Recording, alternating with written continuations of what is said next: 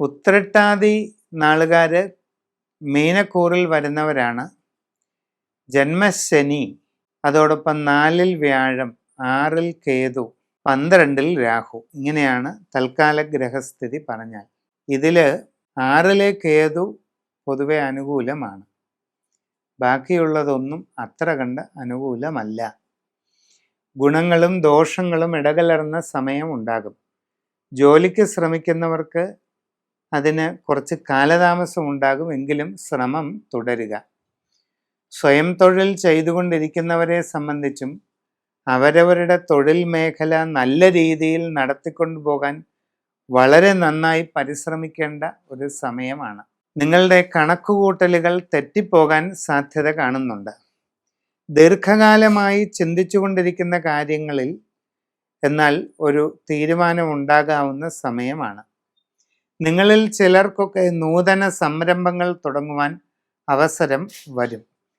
യാത്രാക്ലേശം, അലച്ചിൽ ഇതൊക്കെ ഉണ്ടാകാൻ ഇടയുണ്ട്. ആരോഗ്യകാര്യങ്ങളിൽ പ്രത്യേകം ശ്രദ്ധിക്കേണ്ടതാണ്. വിദേശ രാജ്യങ്ങളിൽ വിവിധ മേഖലകളിൽ പ്രവർത്തനം നടത്തുന്നവർ വളരെ ജാഗ്രതയോടെ കാര്യങ്ങൾ ചെയ്യണം. നിങ്ങളുടെ അശ്രദ്ധയും ആലോചനക്കുറവും കാരണം പല ബുദ്ധിമുട്ടുകളും ഉണ്ടായേക്കാം.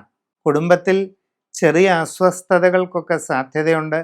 വിവാഹ ആലോചനകൾ കുറച്ച് നീണ്ടുപോകുന്നതിന് സാധ്യത കാണുന്നുണ്ട്. സംഭാഷണത്തിൽ നല്ല കരുതലും മിതത്വവും ശീലിക്കുക.